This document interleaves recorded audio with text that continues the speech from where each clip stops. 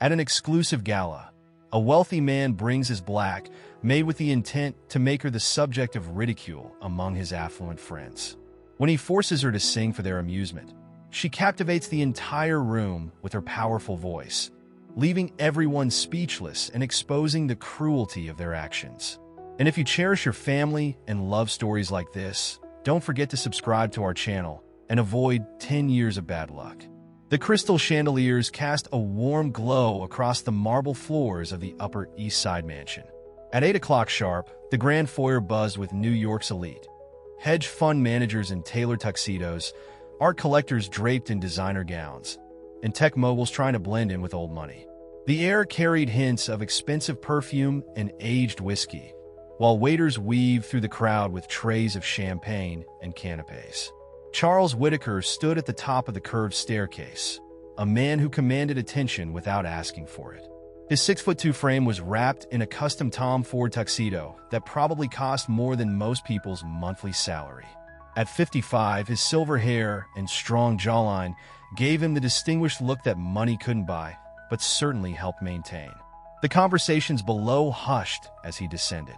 Charles had mastered the art of timing, each step deliberate, his smile calculated. The crowd parted like the Red Sea, and scattered applause broke out. A few younger socialites giggled and whispered behind their hands, while the older guests nodded in approval. This was his element, his domain. In the dining room, Yara Silva moved efficiently between tables, adjusting place cards and straightening already perfect table settings.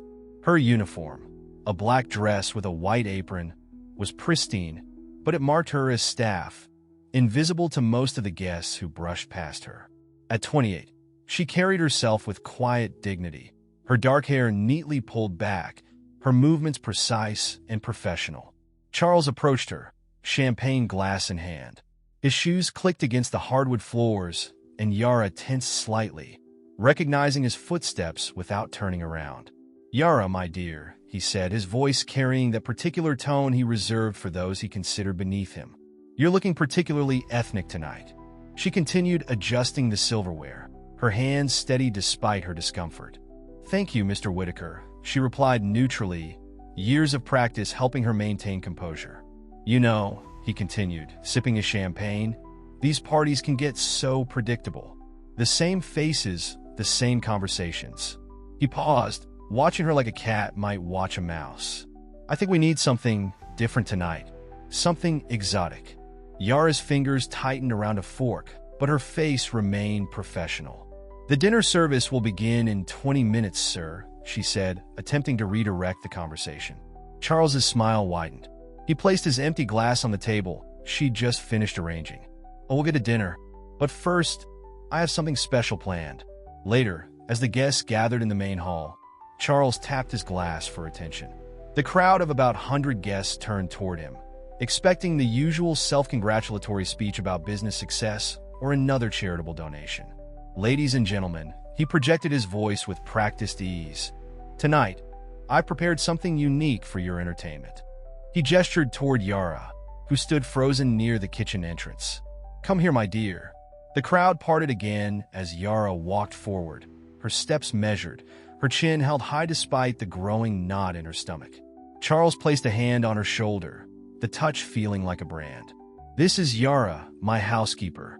She's going to provide us with some cultural entertainment." Nervous laughter rippled through the crowd. A few guests shifted uncomfortably, while others leaned forward, eager for whatever spectacle Charles had planned. But as Yara took her position in the center of the room, something in her posture changed. The submissive slope of her shoulders straightened, and her eyes, usually downcast, lifted to scan the crowd. Charles hadn't noticed the shift yet, still playing to his audience. "She's quite the specimen, isn't she? Fresh from the exotic shores of..." He trailed off, realizing he'd never bothered to ask where she was from. But before he could recover, Yara took a step forward, and the atmosphere in the room began to change. The first note that left Yara's lips silenced every whisper in the room. It wasn't the folk song or tribal chant that Charles had expected. Instead, she began singing Un bel di, Vidrimo from Madama Butterfly, her soprano voice filling every corner of the vast space. The opera's Italian lyrics flowed perfectly from her tongue, each note precisely controlled and deeply emotional. Several guests who had been mid-sip lowered their glasses slowly. A waiter stopped mid-stride, tray forgotten in his hands. The power of her voice commanded attention not through volume, but through its pure, crystalline quality. Charles's smirk began to fade as he realized this wasn't the entertainment he had planned. This was something else entirely. Evelyn Morrison, the city's most feared art critic, stood near the grand fireplace. At 65, she'd spent decades crafting a reputation for being impossible to impress. Her reviews could make or break careers, and her perfectly maintained poker face rarely cracked. But as Yara's voice soared through the area's crescendo, tears began forming in Evelyn's eyes. The critic's hand trembled slightly as she reached for her handkerchief. In Yara's performance, she saw flashes of her own past, of being the cleaning lady's daughter who spent nights studying art books in the library, of changing her accent to fit in at gallery openings, of fighting twice as hard for half the recognition. Without thinking, Evelyn took 3 steps forward, moving closer to Yara's performance. The other guests watched Evelyn's reaction carefully. If the infamous critic was moved, they knew they were witnessing something extraordinary. The initial awkwardness of the situation gave way to genuine appreciation as Yara continued her flawless performance. Veronica St. Clair observed the scene from her position near the windows, her designer dress catching the light as she shifted her weight. As one of New York's most influential socialites, she'd attended hundreds of these parties, played the game perfectly, and kept her real thoughts hidden behind practiced smiles. But tonight, something snapped. She watched Charles's face, saw the moment his attempt at humiliation backfired, saw him try to maintain control of the situation through nervous laughter that nobody joined. Veronica had known Charles for 15 years, had attended his parties, had smiled at his jokes, had ignored his casual cruelty because that's what society expected. Taking advantage of the attention focused on Yara, Veronica moved through the crowd until she stood directly beside Charles. "Magnificent, isn't she?" she whispered, her voice carrying just far enough for nearby guests to hear. "Though I suspect this wasn't quite the show you had in mind when you decided to parade your housekeeper around like a circus attraction." Charles turned sharply toward her, but Veronica continued before he could speak. "You know, Charles, some of us have spent years pretending your behavior is acceptable. Tonight might have finally crossed the line." Her words were delivered with the same pleasant smile she always wore, but her eyes were steel. Other guests began to murmur, the spell of Yara's voice mixing with Veronica's bold challenge. The perfect illusion of high society unity started showing cracks. Some guests nodded slightly at Veronica's words, while others looked away, uncomfortable with the confrontation but no longer able to ignore the situation. Yara's voice continued to soar, filling the space between the growing tension. The aria she chose, about hope, betrayal, and dignity, seemed to take on new meaning in the context of the evening. Each note carried years of training that none of them, not even Charles, had known about. Evelyn had moved even closer now, standing just a few feet from Yara.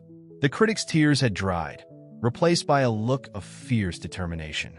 She recognized talent when she saw it, and more importantly, she recognized the moment when the carefully maintained facade of their social circle began to crumble.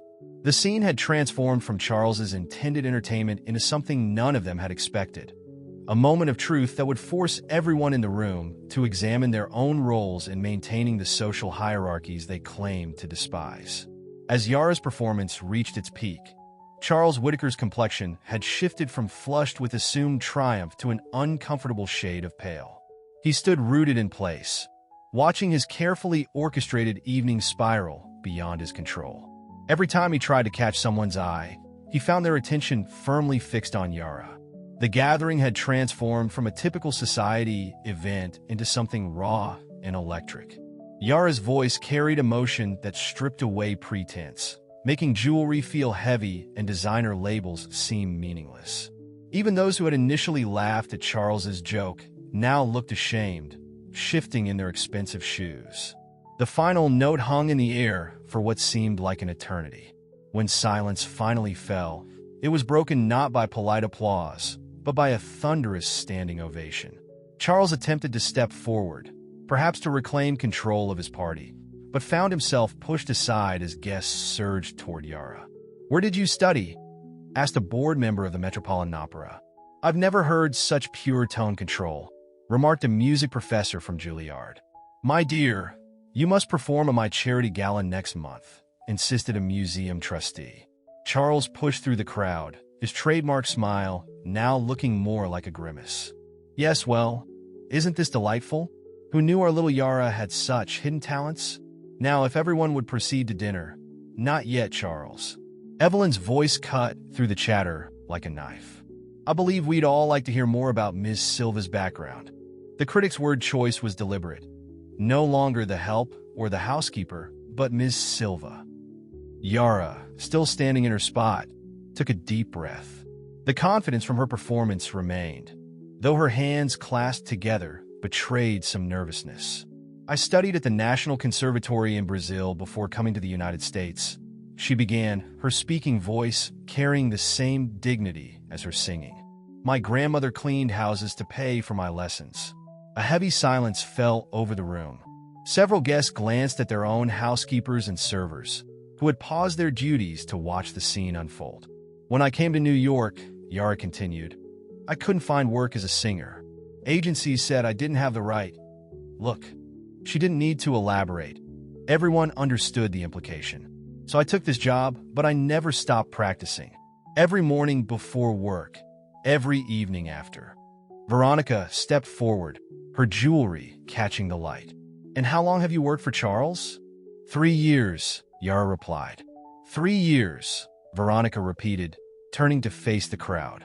3 years of serving U.S. drinks and cleaning up our messes, while possessing more talent than half the performers we pay fortunes to see at the Met.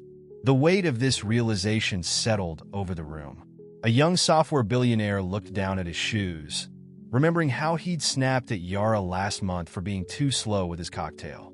A famous fashion designer recalled dismissively waving her away from a SP. "I'll wine glass." Charles attempted to laugh, the sound hollow in the thick atmosphere. "Come now, everyone. This is still a party, isn't it?" "Yara, perhaps you should return to your duties." "I don't think she will, Charles." This time it was Evelyn who interrupted, her voice carrying decades of authority. "In fact, I believe Ms. Silva has given us all something to think about regarding duty, privilege, and the assumptions we make." The murmurs grew louder, and the crowd began to split into distinct groups. Some gathered around Yara, others huddled in corners discussing what they'd witnessed, while a few remained near Charles out of obligation or habit. The power dynamics in the room had shifted dramatically, and everyone could feel it. Yara stood tall, no longer trying to make herself invisible. Her uniform, which had been meant to mark her as serving staff, now seemed more like a costume she'd finally shed. The real person beneath it was far more complex and dignified than any of them had imagined. "Really, Charles?" Veronica's voice cut through the tension as she moved to the center of the room. Her Cartier bracelet caught the light as she gestured dramatically. "Did you think this would be amusing? Another one of your little power plays to remind everyone of their place in your world." Charles straightened his bow tie, a nervous tic he developed over years of board meetings. "You're overreacting, Veronica. It was meant to be entertaining. I was giving her a platform." "A platform?" Veronica's laugh was sharp enough to make nearby guests wince.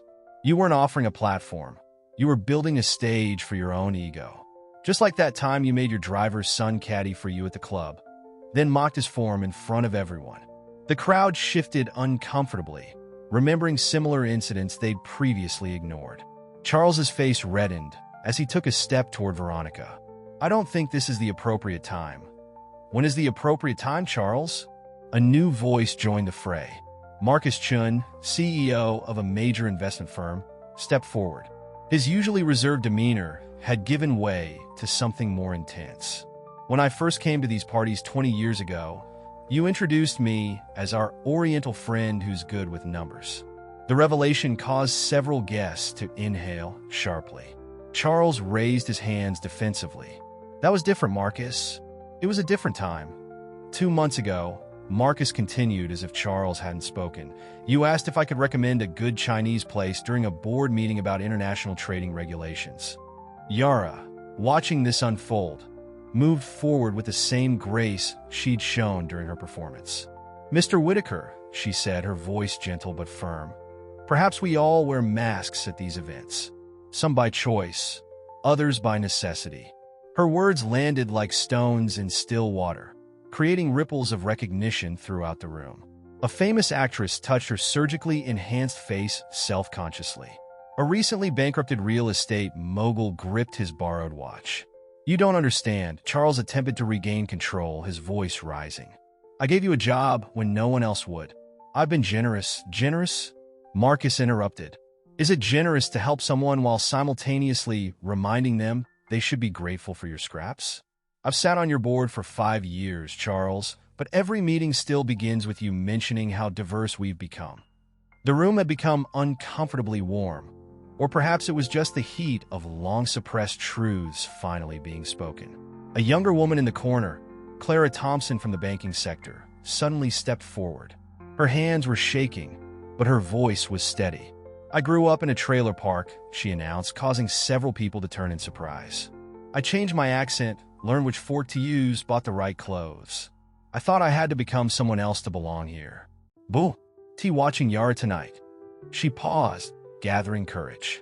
Watching her refuse to be anything other than herself made me realize how tired I am of pretending. The confession created a cascade effect. Around the room, people began sharing their own stories. Tales of discrimination masked as jokes, of opportunities granted with strings attached, of dignity traded for acceptance. Each revelation chipped away at the gilded facade of the evening. Charles stood increasingly isolated, his usual supporters melting away as more voices joined the chorus of honesty. The power dynamic had shifted so dramatically that even the serving staff had stopped circulating, standing instead at the edges of the room, witnesses to this unprecedented moment of truth. The elegant ballroom had transformed into an impromptu forum, with invisible but distinct battle lines drawn across the marble floors. On one side stood Charles's remaining allies, mostly older board members and those whose fortunes were directly tied to his, while the growing opposition gathered around Yara, Veronica, and Evelyn. This is becoming absurd, declared Richard Palmer, Charles's longtime attorney, stepping forward in an expensive suit that suddenly seemed too tight around the collar. We're here to celebrate Charles's contributions too. We're here because we always have to be here, interrupted a young gallery owner, her voice trembling but determined. Because being seen at Charles Whitaker's parties means access, connections, opportunities. But at what cost to our integrity? The debate intensified, bouncing between social ethics and personal responsibility. Words like privilege, accountability, and systemic echoed off the crystal chandeliers. Charles attempted to interject several times, but each effort only highlighted his growing irrelevance to the conversation he had inadvertently sparked. You know what's interesting? Evelyn spoke up, her critics surveying the room. We're all complicit. Every time we laughed at Charles's jokes, every time we looked away when someone was humiliated, we helped maintain this system. I've reviewed countless exhibitions, praising or condemning art worth millions, while talented people like Yara served our champagne. The room grew quiet as guests processed their own roles in perpetuating the very dynamics they were now condemning. A few people loosened their bow ties or removed their jewelry, as if physically shedding the weight of their compliance. Charles seized this moment of reflection to attempt damage control. Now, let's not be dramatic. We all understand how the world works. Success requires certain compromises. No, Yara's voice cut through his justification. She stepped forward, still in her serving uniform, but carrying herself like a queen. Success requires talent, dedication, and hard work. What you're describing, Mr. Whitaker, is not success, it's submission. Her words resonated through the room like the notes of her earlier aria. Even those who had been defending Charles shifted uncomfortably, unable to counter the simple truth of her statement. The real wealth, Yara continued, her voice clear and confident, isn't in your bank accounts or your real estate portfolios. It's in the connections we make when we see each other as human beings, not as tools for advancement or objects of entertainment. Several guests nodded, including some who had arrived wearing more wealth than many families see in a lifetime. A tech billionaire removed his Patek Philippe watch and slipped it into his pocket, suddenly embarrassed by its ostentation. Easy to say when you have nothing to lose, Charles attempted to sneer, but his voice lacked its usual authority. Nothing to lose? Yara's smile was gentle but firm. Mr. Whitaker, when you have spent your life being seen as nothing, you realize that your dignity is everything, and that can never be taken away, only given away. The wisdom in her words created a ripple effect. Guests began sharing glances, forming new connections based on understanding rather than utility. The waitstaff, still watching from the periphery, stood straighter, their presence no longer ignored but acknowledged with respectful nods. The party had become a catalyst for something larger than Charles had ever intended. A moment of collective reckoning where the carefully maintained illusions of high society began to dissolve, revealing the more complex and human reality beneath. Evelyn Morrison stepped to the center of the room, her designer dress suddenly seeming like armor she no longer needed. "I've spent 40 years critiquing art," she began, her voice carrying the weight of decades of influence. "I've destroyed careers with a paragraph, elevated unknowns to stardom with a sentence. But tonight," she turned to face Yara, "tonight I saw true art in its purest form, not on a canvas or in a gallery, but in the courage to stand up and be authentically yourself." The room hung on her every word, and used to seeing the famously stoic critic so emotionally exposed. "Do you know how many talented artists I've ignored because they didn't fit the right profile?" She dabbed at her eyes with a silk handkerchief. "How many times I've written scathing reviews of genuine creativity while praising mediocre works by the right people?"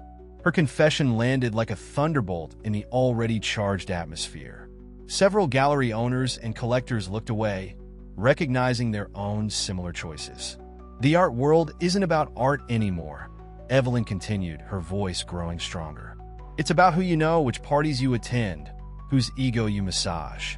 We've created a system that values appearance over substance, connections over talent." Charles attempted to interrupt. "Evelyn, you're being melodramatic," but his words were cut short by the sharp chime of his phone. The room fell silent as he checked the screen, his face draining of color. His hands trembled slightly as he read the message, all pretense of control evaporating. "Excuse me," he muttered, stepping away to take the call. But in the quiet room, fragments of his conversation carried clearly. "What do you mean? Emergency board meeting? No, that's impossible. Those records were supposed to be. Who leaked?"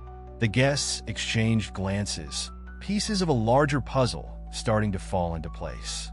Charles's reputation for success had always seemed too perfect, his wealth too assured, his influence too absolute. When he returned to the group, his complexion had gone ashen. The phone call had stripped away his last vestiges of composure, revealing something desperate in his eyes.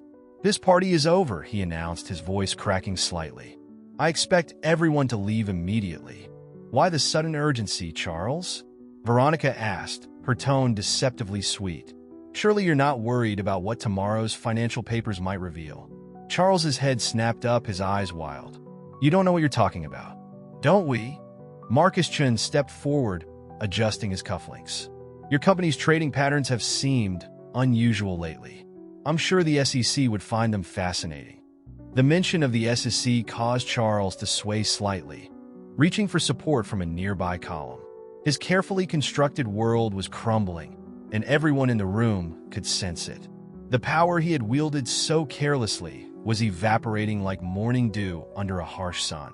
The guests began to move, not toward the exit as Charles had demanded, but into small clusters, phones appearing in hands, whispered conversations growing more intense.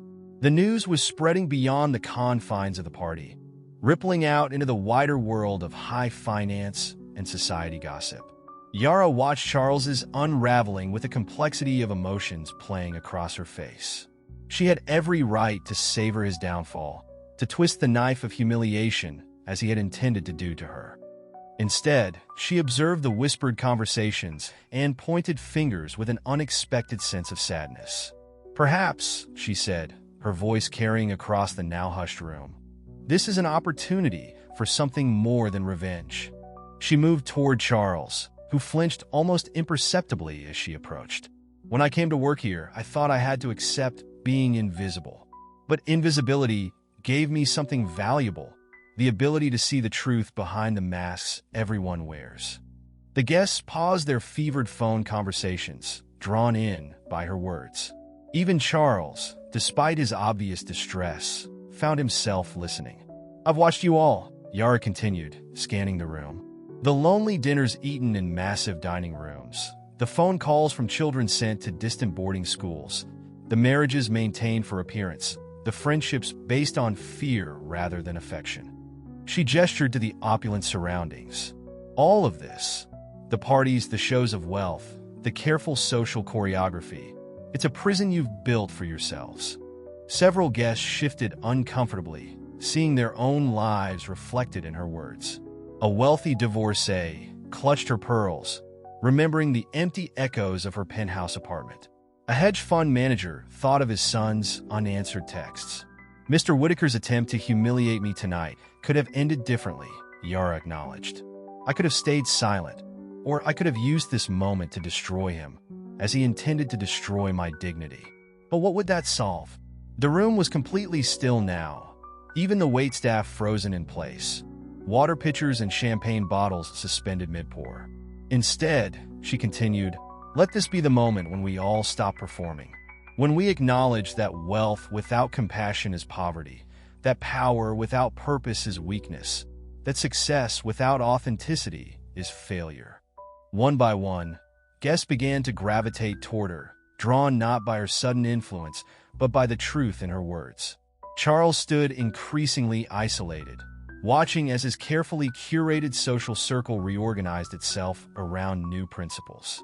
"Those records," Charles finally spoke, his voice barely above a whisper. "They'll ruin everything I've built." "Perhaps," Veronica responded, "but without her earlier venom. Or perhaps they'll free you from the exhaustion of maintaining this facade." The evening's atmosphere had transformed completely. What had begun as another exercise in social hierarchy had become something almost sacred, a collective admission of shared humanity. Phones were being put away. Conversations shifted from scandal to substance. Small groups formed not based on net worth or social standing, but on genuine connection. A famous actress found herself in deep discussion with a kitchen worker about their shared hometown. A real estate tycoon and a waiter discovered they'd both lost parents to the same illness. The party was ending, but not in the way Charles had demanded earlier. People were leaving in pairs and small groups, making plans to meet again, not at formal galas, but at coffee shops and small restaurants.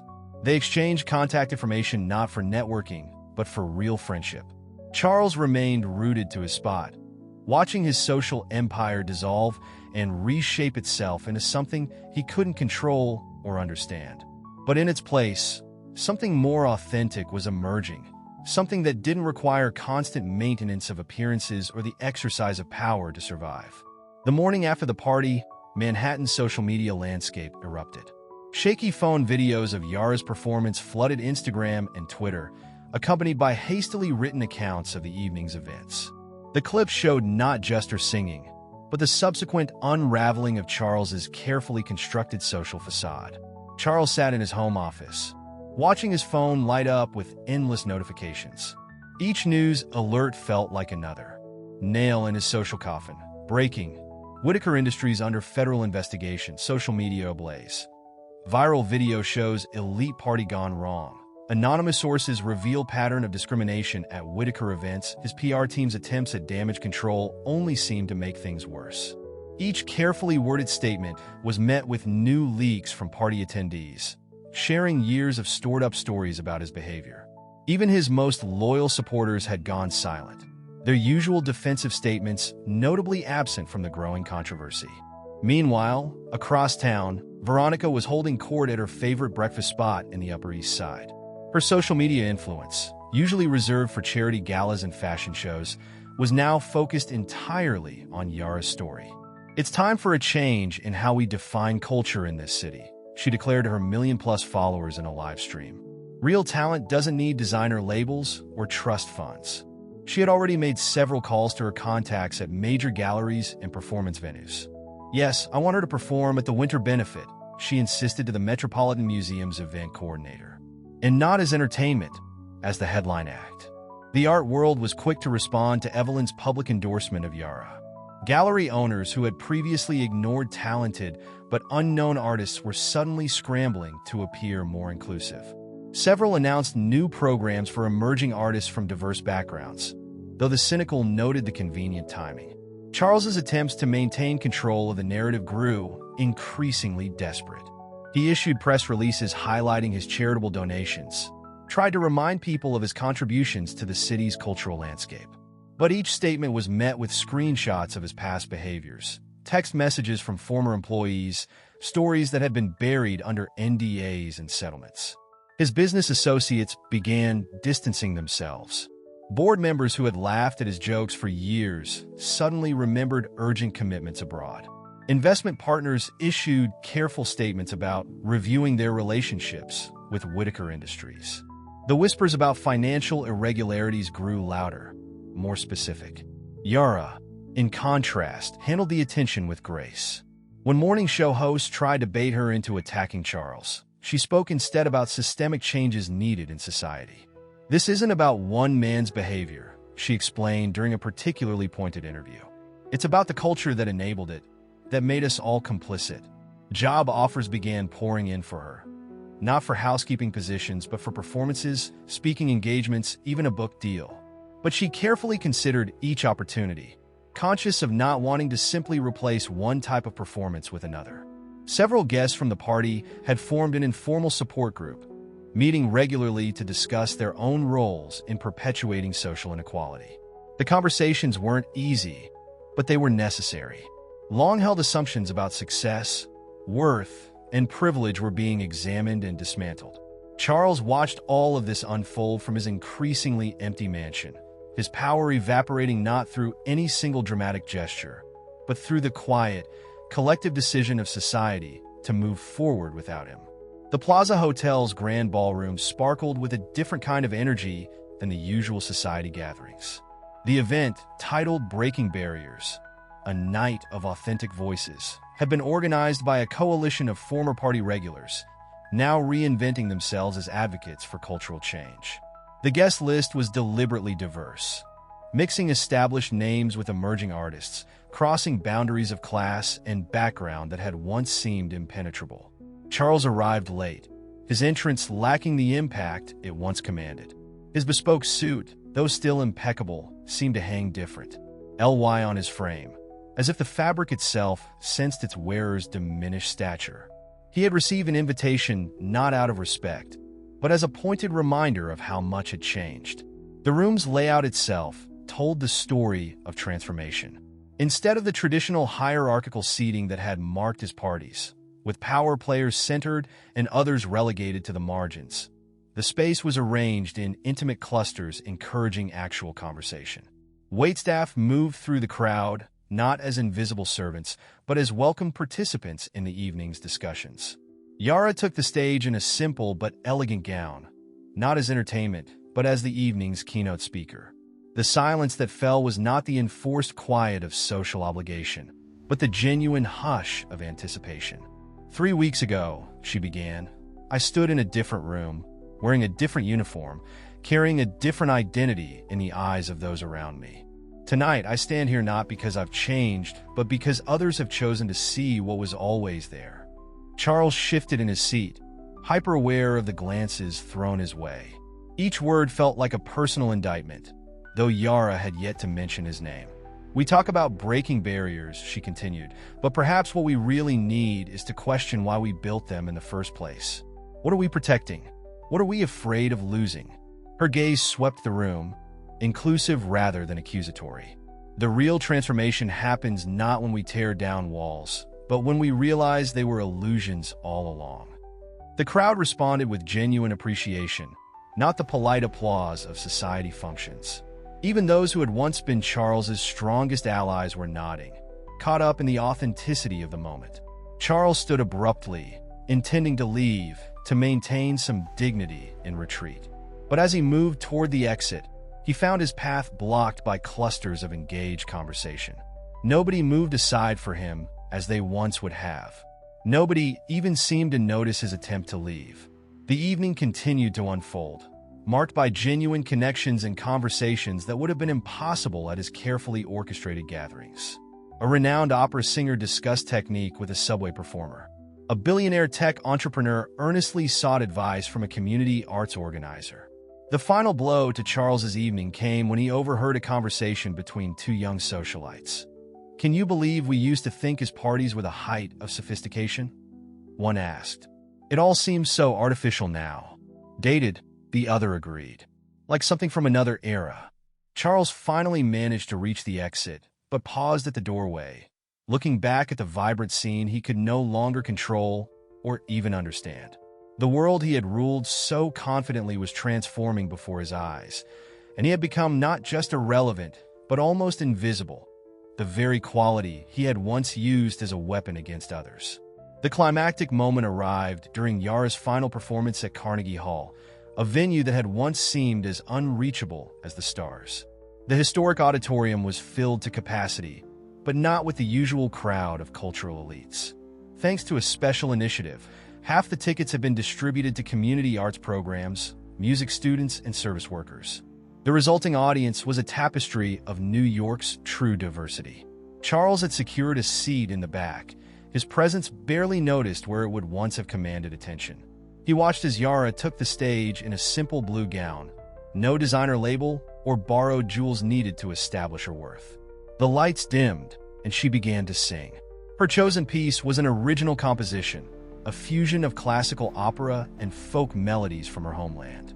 The music spoke of walls coming down, of masks being removed, of dignity that couldn't be granted or taken away because it was inherent in every huma. In being, as her voice filled the hall, something inside Charles finally broke. He tried to stand, to interrupt, to reclaim some measure of control over the narrative. "This isn't," he began, but his voice was immediately drowned out by the swell of music and the audience's rapt attention. A few people turned to glare at him, then dismissed him just as quickly, their focus returning to Yara's performance. As Charles sank back into his seat, Evelyn Morrison approached the stage. The famous critic had undergone her own transformation since that fateful night. She now headed the newly established Arts Access Foundation, created with initial funding from many of Charles's former social circle. The foundation's mission was simple: to identify and support talented artists regardless of their background. "Tonight," Evelyn announced during the intermission, "we're not just celebrating music. We're celebrating truth. And in that spirit, I have an announcement to make." She paused, her eyes finding Charles in the audience. "Our investigation into the systematic suppression of diverse voices in the arts has revealed decades of deliberate exclusion. Financial records show millions in bribes and payoffs to maintain what some called traditional standards." The audience murmured as Evelyn continued. Those records, along with extensive documentation of discrimination and financial misconduct, have been turned over to the relevant authorities. But more importantly, they've helped us identify hundreds of artists who were wrongly denied opportunities. Starting tonight, the foundation will be reaching out to each of them. Charles's phone buzzed with news alerts. His company's stock was in freefall. Board members were resigning en masse. The carefully constructed empire of influence and intimidation was collapsing like a house of cards. But Yara wasn't finished. For her encore, she invited a group of young performers from various community programs to join her on stage. Together, they created something entirely new, a harmony that could only exist when different voices were truly heard. As the final notes faded, Charles slipped out of the hall alone. His car and driver were gone. They'd resigned that morning. Outside, the city hummed with its usual energy, indifferent to his fall from grace. Through the windows, he could hear the thunderous applause for Yara's performance continuing. The next day's headlines would tell multiple stories.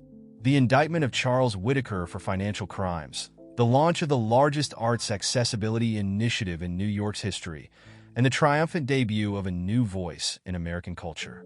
But the real story was in the smaller changes. Dinner parties where staff were invited to sit at the table, art galleries opening their doors to unknown creators, social events where authenticity trumped affluence. Yara, meanwhile, had already begun working on her next project, a mentorship program for domestic workers with artistic aspirations. She didn't speak of revenge or justice. Instead, she talked about transformation, about the power of seeing people as they truly are, about the courage to be authentic in a world that often demands performance. The age of Charles Whitaker and what he represented had ended not with a scandal or a dramatic confrontation, but with something more powerful. It had simply become irrelevant. The story concludes with the party that started it all having become a watershed moment in New York society, referred to simply as the night truth sang. It marked the beginning of a cultural shift that would ripple out far beyond one city's social circles, touching lives that Charles Whitaker had never even considered worthy of notice.